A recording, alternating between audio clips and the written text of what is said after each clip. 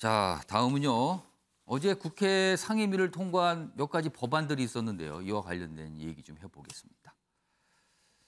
먼저 첫 번째 기사는요. 이 기사는 법안이 어제 많이 있었는데 언론중재법과 탄소중립법과 관련된 내용입니다. 여당 언론중재법은 김의겸, 탄소중립법은 윤미향 꼼수 투입을 했다. 그러자 야당 이게 뭡니까? 여기가 북한입니까? 이렇게 밀어붙여요. 이렇게 반발하는 거죠. 이게 무슨 얘기인가 하면요. 김의겸 의원은 열린민주당, 엄격히 지위상으로는 야당입니다. 그러나 범여당, 누가 봐도 범여당이죠. 그리고요, 윤미향 의원은 지금 무소속이에요. 민주당이었다가 지금 당을 나와서 무소속 상태잖아요. 그러나 누가 봐도 또 여기도 여당이죠. 성향은요. 자, 두 상임위가 안건조정위원회라는 걸 꾸렸습니다. 안건조정위원회는요. 여야 합의가 다 안 되는 쟁점 법안에 대해서 여당 3명, 야당 3명을 해서 논의를 좀 해보세요. 그래서 최대한 90일까지 논의 좀 해보세요라는 취지에 만들어낸 기구입니다. 근데 여기를 3대 3이어야 되는데 사실상 한 언론법과 관련해서는 김의겸, 탄소법과 관련해서는 윤미향 투입을 하면서 4대 2가 된 거죠. 그러면 다수결로 그냥 통과가 되는 겁니다. 이런 과정을 거쳤다는 거죠. 그래서 지적을 받고 있습니다. 이게 뭡니까?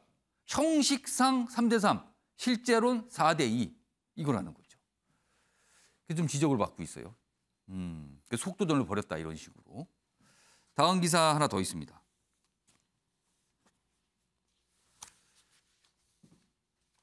이 기사를 보기 전에요. 앞서서 두 가지 법안 소개 들었는데 어제 야당에서 굉장히 반발하는 모습도 있었거든요. 그렇다면 어제 국회 상황부터 좀 확인해 보겠습니다. 민주당을 규탄한다! 규탄한다! 규탄한다! 규탄한다! 언론재갈 진실패 민주당을 규탄한다! 규탄한다! 규탄한다! 규탄한다! 코로나 방역지 침상 소속 의원님만 들어가시겠습니다. 이게 무슨 코로나 방역지 침상?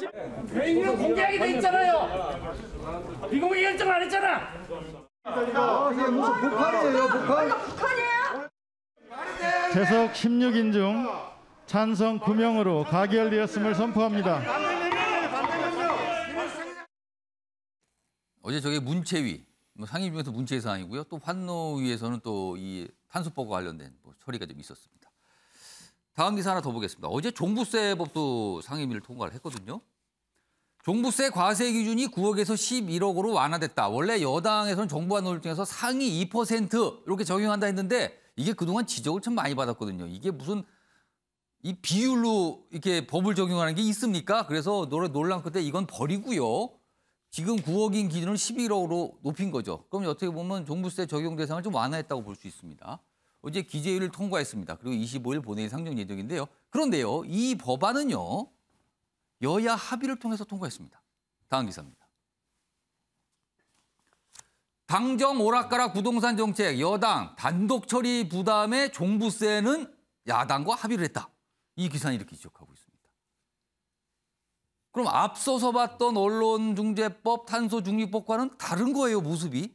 법안 처리가 되긴 됐지만은. 자, 이 얘기 좀 해보겠습니다. 최인용 변호사, 약간 두 모습이 달라요. 이건 뭘까요? 한마디로 대선을 앞두고 표계산이 딱 들어있다 이렇게 평가를 할 수 있을 것 같습니다.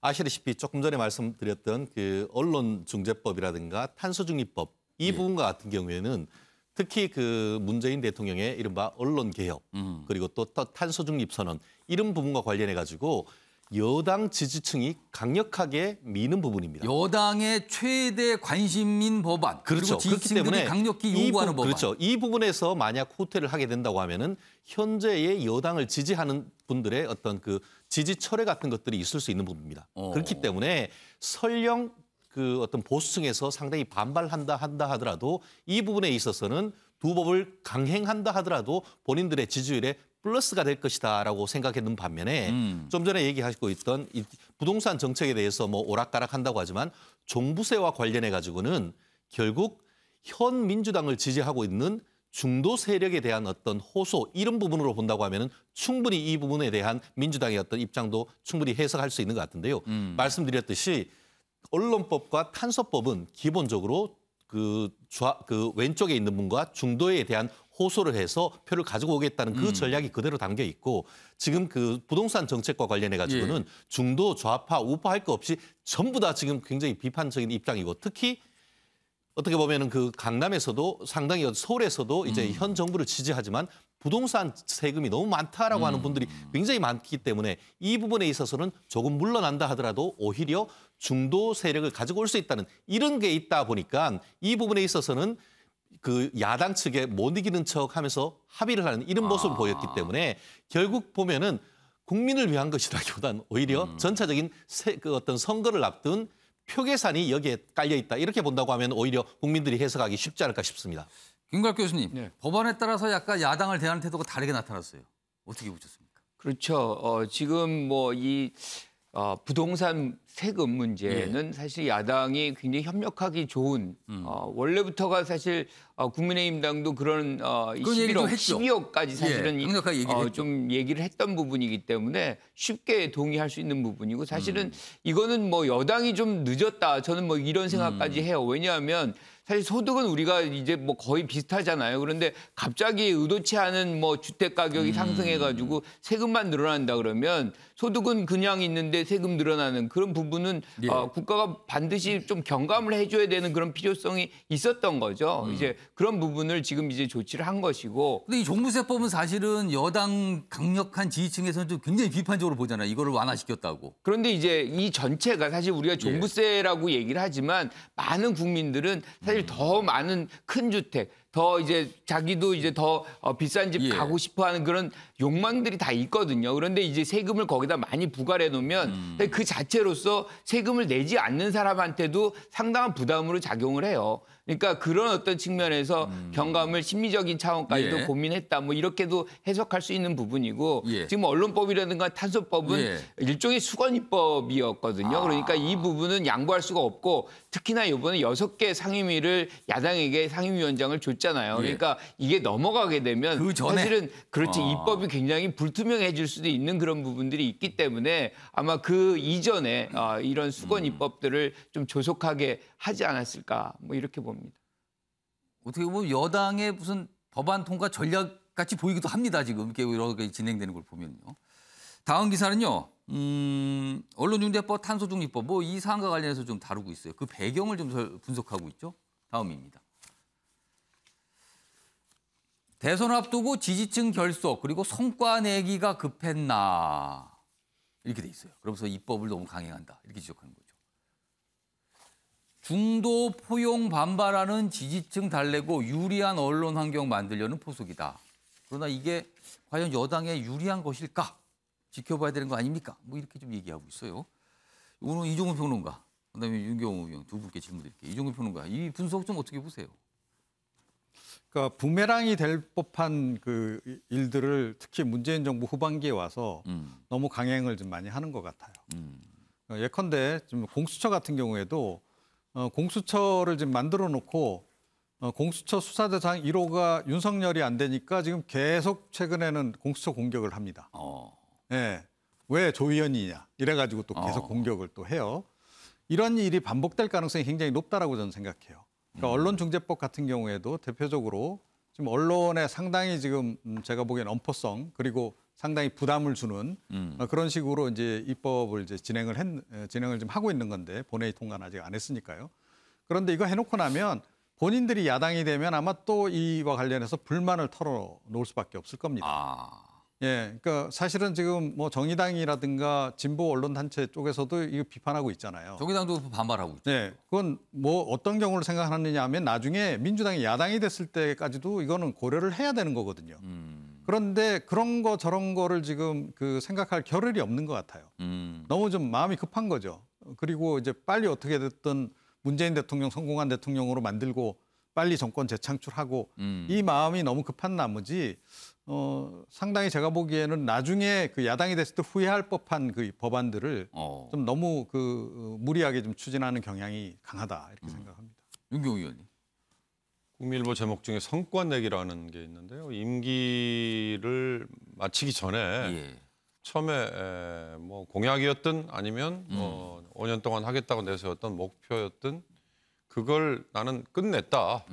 이건 뭐 기록용인지 아니면 자화자찬용인지는 모르지만 그거에 너무 지금 급급한 거 아닌가. 여기서 보니까 성과 내기 여기에 좀 너무 예. 매달리고 있는 거 아닌가? 예, 아까 김건욱 교수님께서 그 수건입법이라는 표현을 하셨어요. 예. 그게 같이 연결되는 개념이죠.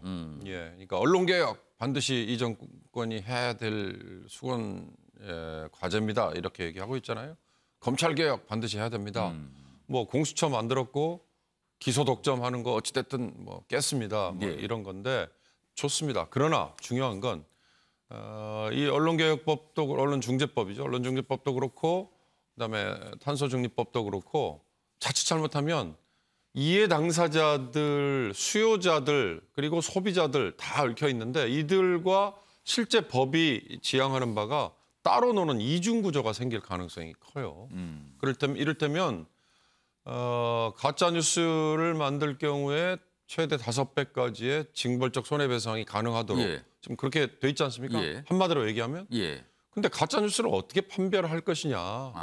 그다음에 그 가액 산정은 어떻게 할 것이냐.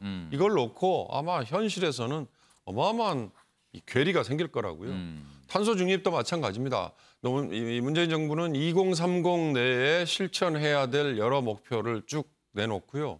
기업들에게 엄청난 부담이지만 우리 지구를 살리기 위해서는 가야 될 길입니다라고 얘기하거든요.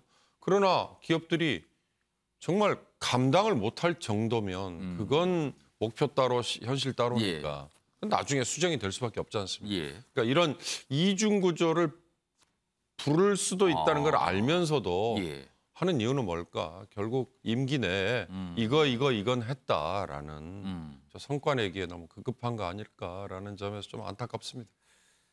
사실 이런 법안, 뭐 언론중재법, 탄소중립법, 그리고 뭐 사립학교법도 있습니다. 뭐 여러 가지 논란이 좀 있는데 이미 상임위를 통과했거든요. 그런데 본회의장에 가게 되면 여당이 다수당이잖아요. 절대 다수당이랍니다. 그렇다면 뭐 이거는 통과가 지금 그냥 예정돼 있다. 지금 이런 상황이거든요. 야당은 아까 보시면 이렇게 피켓 들면서 반발하고 있습니다만 뭐 지금 상태로라면 여당 의지대로 법으로 통과가 될 것 같습니다. 다음은 사회 분야 기사 좀 하나 보겠습니다. 어제 뭐 재판도 좀 열리고요. 뭐 그런 걸 다룬 기사인데요. 병원 CCTV를 500번 돌려보고 모든 증거 분초 단위로 정리했다. 묻힐 뻔한 의료사고 어머니가 법정에 세웠다. 그러니까 수술 중에 과다출혈을 숨졌는데 어제 병원장에게 과실치사 등 유죄 판결이 나왔어요. 근데 이 과정에서 어머니의 엄청난 노력이 있었다는 거죠. 재판부는 아들 사인 규명을 위한 어머니의 처절한 행적이 느껴졌다. 재판부가 이렇게까지 얘기하는 건 이례적이죠. 이런 얘기가 있었습니다. 최인영 변호사, 이게 어떻게 된 사연입니까? 이게 참 너무 안타까운 사건인데요. 최근 사건이 아닙니다.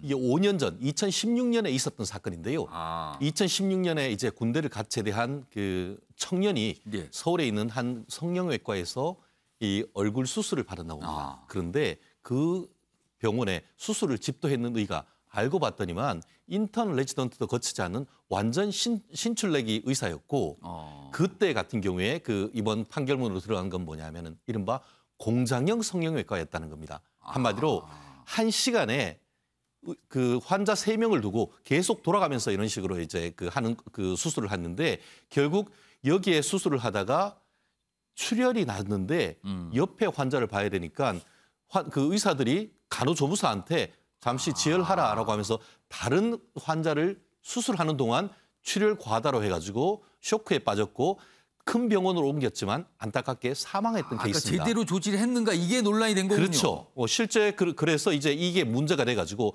엄마가 증거 수집에 나갔던 것이죠. 마침 거기에 그 CCTV가 있었나 봅니다. 그거를 확보하고 관련되는 사람들하고 그 수십 차례 어떤 그 인터뷰를 해가지고 녹취록을 만드는 데만 한 달이 걸렸다고 하는데요.